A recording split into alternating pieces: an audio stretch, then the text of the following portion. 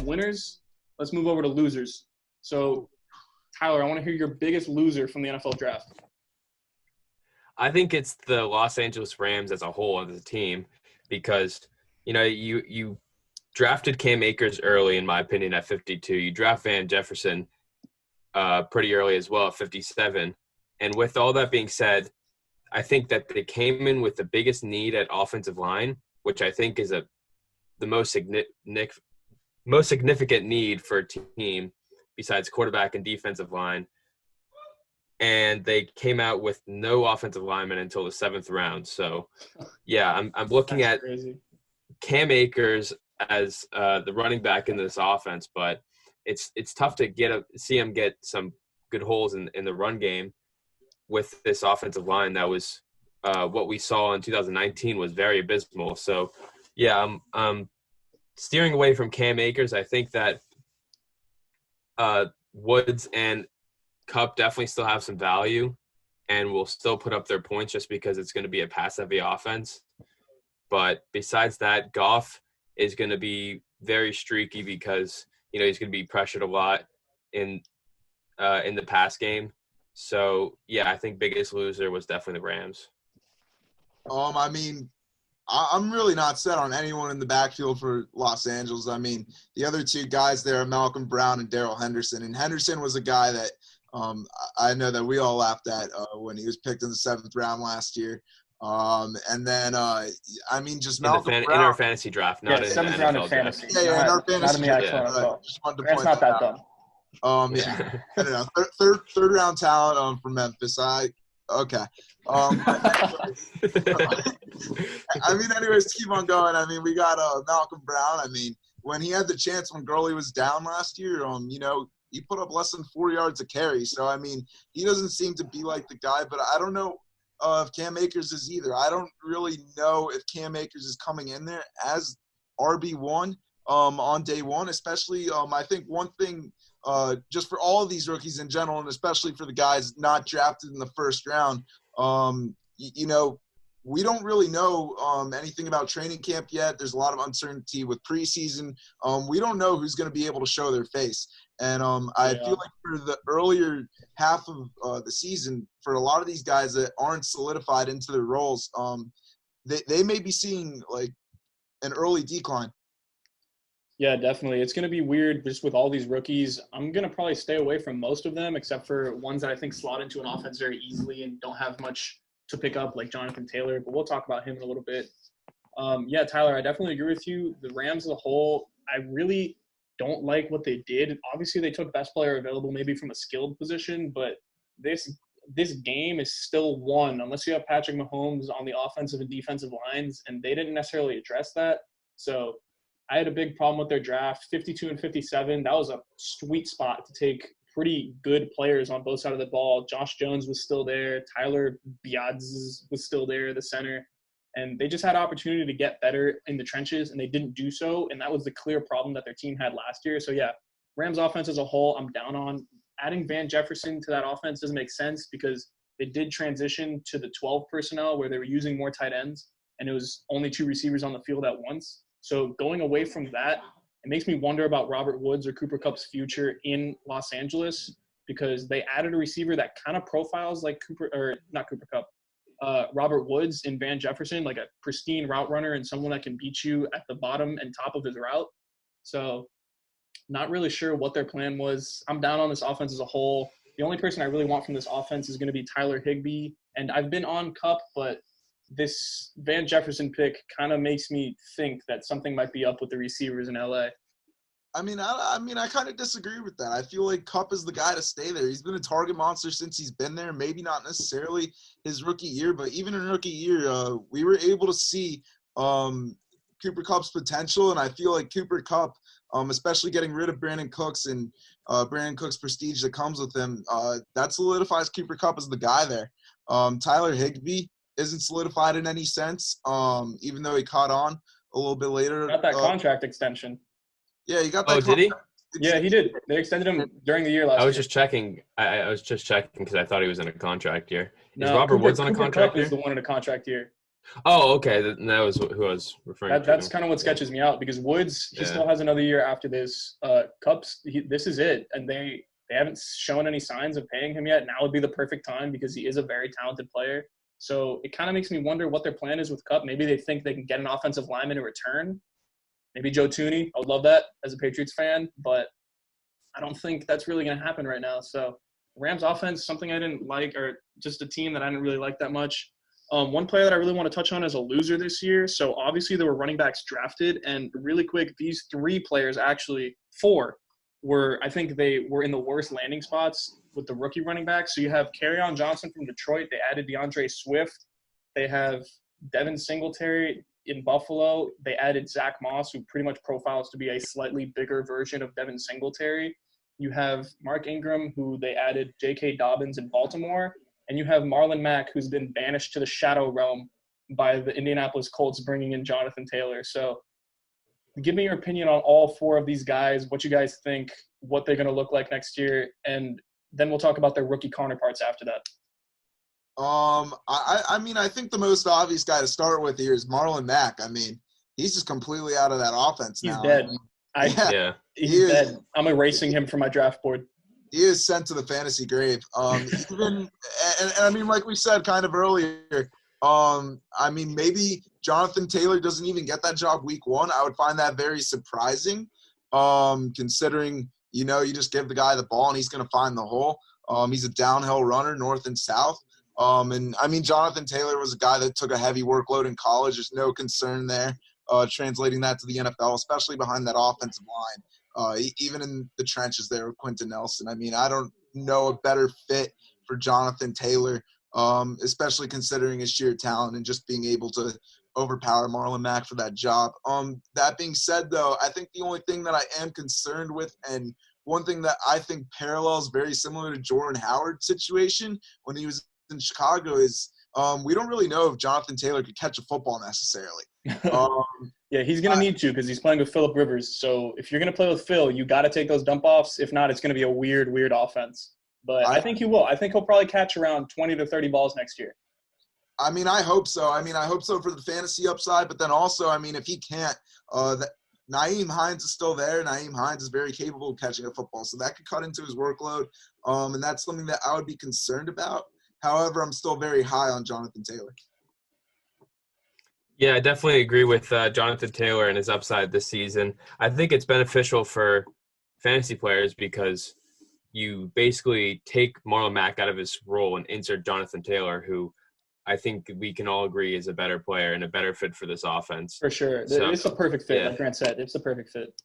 Yeah, like Grant said, the question mark is whether he can catch the ball. I think that in his Wisconsin days, he was catching about 20 to 25 balls a season. So I think that he can hover around that area in the NFL this season. So if not, I think Nyheim Hines maybe gets a little bit more of a bump because I think Marlon Mack had a little bit more ability to catch the ball than Jonathan Taylor. I think that Marlon Mack could definitely be someone to look out for in the trade market because he is in a contract year and there are some teams that are looking for a running back, possibly a la the Pittsburgh Steelers. So, we'll see about that. But as of right now, I love Jonathan Taylor and his upside this season in this offense behind this backfield.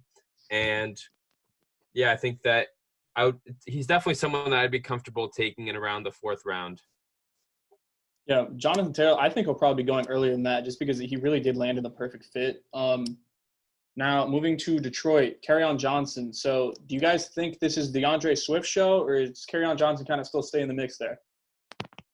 I mean, DeAndre Swift wasn't necessarily a workhorse at Georgia, but then, I mean, we look at Kerryon, and I mean, he had that tragic injury at Auburn during the SEC championship game his senior season or junior season, whichever year he came out. And then, he was on the IR last year. So I think it's just interesting to see how they balance his workload because he doesn't seem to be the most durable player that could handle a workload. Definitely not, which is sad because he's very talented. Yeah, I mean, DeAndre Swift has just never gotten the opportunity to prove it. Obviously you guys were watching the draft, but for everyone at home listening, if you were watching the draft, we saw Darryl Swift, and that is just a big man. And He's a tank. His dad is a tank.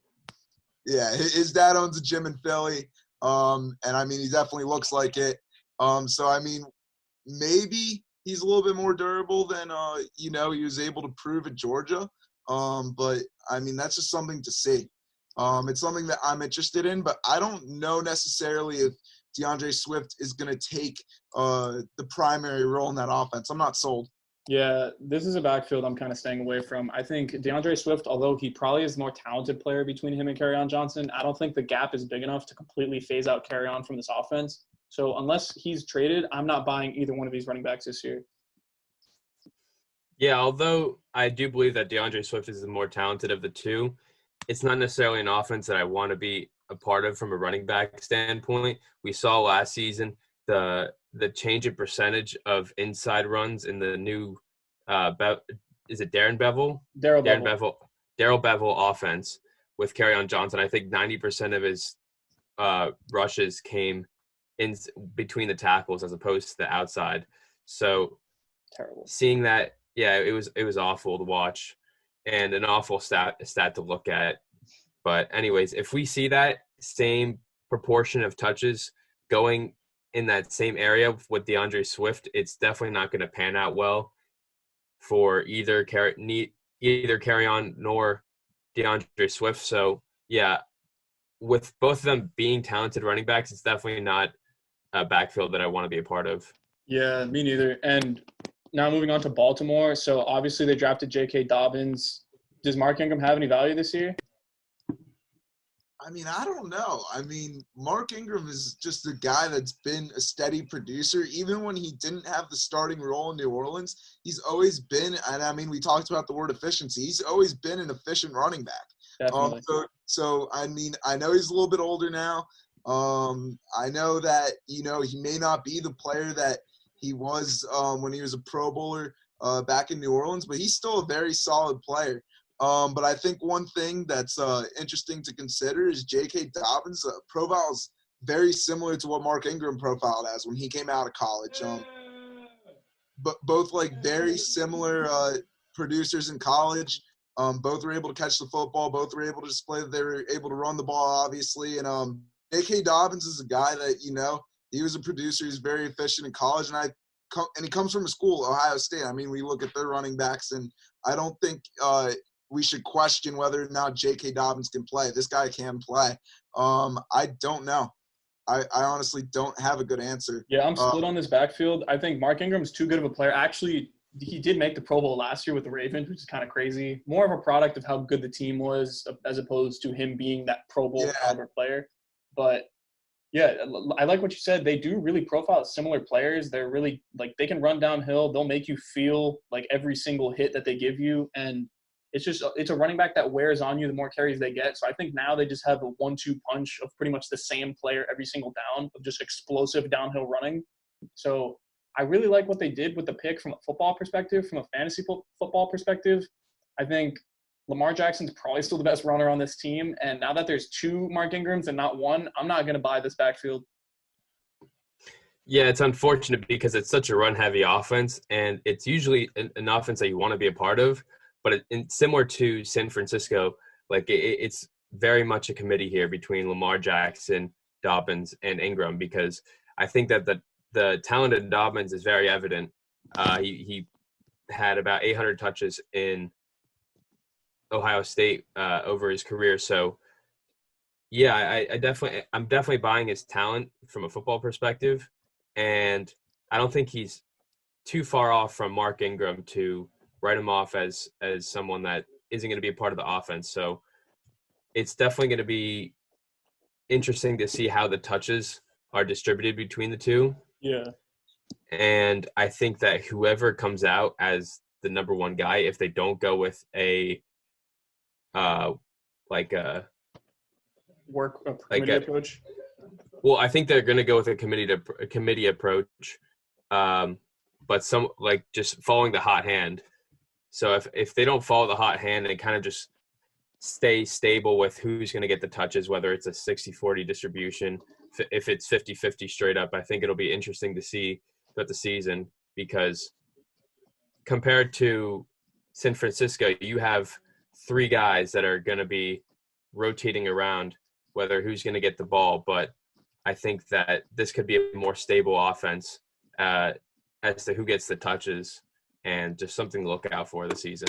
Yeah, it's really a backfield that we're not going to know until they play it out because both guys are so talented. I don't think Mark Ingram's going to let up just because they drafted a rookie running back. He's proved it before. He will fight for that role like he did with Kamara, and he really did have the role for the longer period of time. So, yeah, I think this kind of profile is similar to the way that the Saints offense was a few years ago. Ingram's still going to be solid, but not necessarily someone that I'm loving where he was being drafted in like round 4, round 5. And J.K. Dobbins, probably someone that with all the hype around him, I don't know if I'm going to touch him in draft just because Mark Ingram is probably going to be drafted later, and he's probably going to be the same exact player that J.K. Dobbins is going to be fantasy-wise. So those two players pretty similar. I think one thing to say before we transition is Dobbins, I feel, is more of a player that if I played Dynasty, I would be a lot more interested there. Oh, definitely. Dobbins yeah, Dynasty 100%. next to Lamar Jackson. If you can get the running back one next to Lamar Jackson for the next 4 to 5 years, take that every single day because it is impossible to stop Lamar Jackson, and that leaves so many running lanes open for J.K. Dobbins. So, yeah, great call there, Grant. Dynasty, definitely buying J.K. Dobbins. And now we're going to move to the Buffalo Bills really quick. Zach Moss, they brought him in the 3rd round, and now he's pretty much just a bigger version of Devin Singletary. So I think this kind of kills whatever value Devin Singletary already had. So are you guys how do you guys feel about Devin Singletary this year?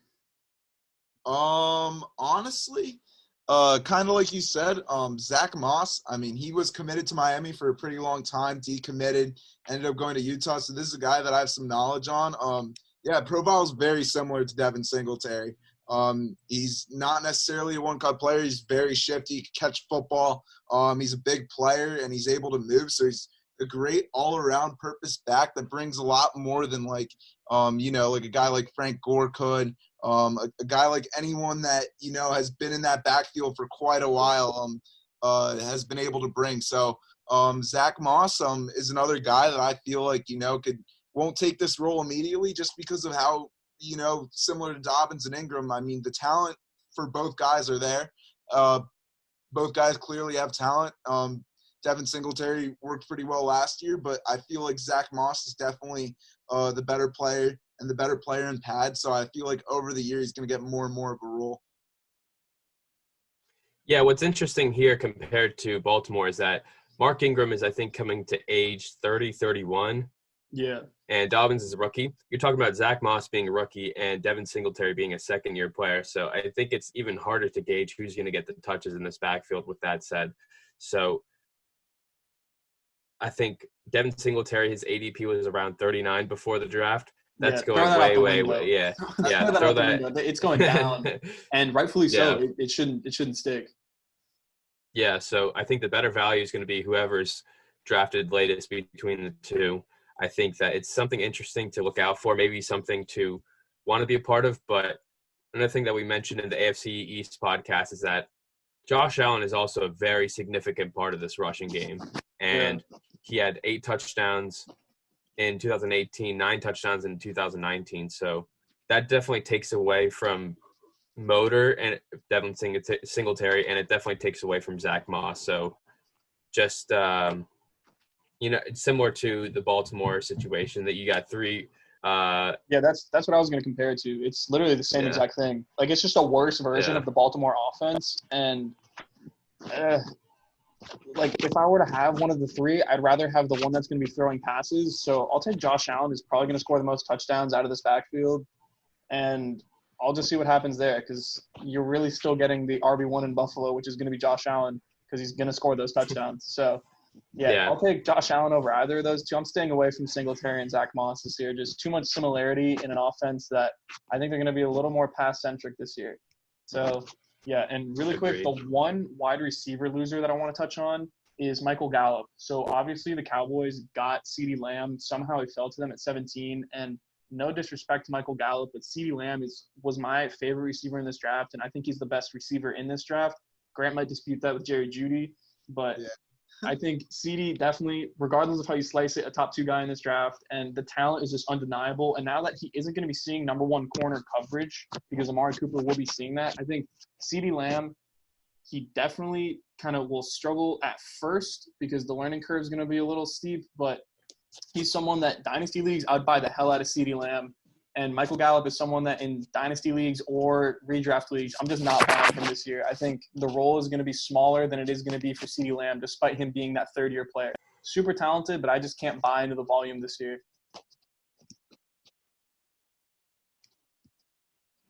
Yeah, I agree with that. It's kind of unfortunate because, you have Michael Gallup there, and we talked about him in the NFC East podcast, that his production was very similar to Amari Cooper's production from a per-game basis. So definitely unfortunate for Michael Gallup as someone that we saw as a sleeper, someone that was falling out of the top 30 in many wide receiver rankings that we saw. So, yeah, definitely unfortunate to see CeeDee Lamb there. Definitely a talented receiver. And besides Amari Cooper, it's hard to see myself drafting either one of Gallup and CeeDee Lamb because you don't really know how the target distribution is really going to go besides Amari, who is the bona fide number 1 in this offense. Yeah, I think, towards that back half of the season when Kellen Moore got more acclimated to calling plays in his first year, I feel like we saw a lot more of spreading the ball in that offense, and Michael Gallup definitely in that back half of the season exploded and did a very good job and proved that whoever is the wide receiver 2 in Dallas is valuable and a very valuable player. It kind of reminds me when you had Demaryius Thomas and Emmanuel Sanders. It was kind of like I love that. Denver. Yeah. So I feel like, whoever does take that 2, that's a very valuable position. And in my head, it seems like it's CeeDee Lamb. He's definitely the better player in pads. Like what Gadiel said, this is a very talented draft class. We saw how deep the wide receiver core coming out of this draft class was. T. Higgins got drafted in the 2nd round, and I think he's just an incredible player. But anyways, talking more about CeeDee, we look at it was either him or Judy, and he slipped. He was the number 3 wide receiver taken off the board, and Jerry Jones wasn't looking for a wide receiver. He was looking towards the defensive side of the ball. That's where they needed more help. But CeeDee fell into their lap, and they needed to take CeeDee, so I feel like they'll use him. And I feel like, making a bolder call, day right after the draft, I would say that CeeDee ends up being the wide receiver 2 in that offense, and he becomes a wide receiver 2 for fantasy purposes, but that'll be time to tell. Yeah, CeeDee as a wide receiver 2 this year, just with everything happening, I don't know. Like I said, Dynasty, I'm buying the hell out of CeeDee, although the draft price is probably going to be high. I think talent definitely outweighs the landing spot because right now the role is a little murky, but he's just an incredibly talented player. And it wouldn't surprise me if in a few years he's even better than Amari Cooper because he's just that good of a player. I believe that much in CeeDee Lamb. So CeeDee Lamb, someone that I like, Michael Gallup, probably the biggest loser as a receiver because he did have the solidified wide receiver 1 role or wide receiver 2 role in the offense, and losing that definitely hurts him. I'm not really sure what his fantasy value is now. Maybe nothing more than a flex, considering he's probably the 4th best option behind Amari, CeeDee, and Zeke in that offense. So someone that definitely loses, Michael Gallup. Yeah, I mean, one thing I want to touch on, I've been talking about, how players may not be able to come in day one, rookies in particular, and be able to steal jobs. But I really feel like CeeDee, especially in that offense, Kellen Moore, this is only his 2nd year calling plays there. New head coach Mike McCarthy. I feel like things for Dallas, Jerry Jones realized Jason Garrett wasn't the answer. Kellen Moore showed what he could, calling plays. He did a great job. And I feel like with Mike McCarthy, things are going to be pretty wide open, and it's going to be the best players are going to play. And I really feel like CeeDee Lamb is going to stick in there. No one is really a veteran of this offense, and I think that's one thing that I love for CeeDee. That's a very good point. Yeah, I think we'll definitely see more 3 wide receiver sets in Dallas now because they do have probably one of, if not the best 3 receiver set in the league with these 3. So we'll see CeeDee and Gallup getting a lot of the same amount of snaps, but I just think talent wins for CeeDee. So I'll give CeeDee that wide receiver 2 role.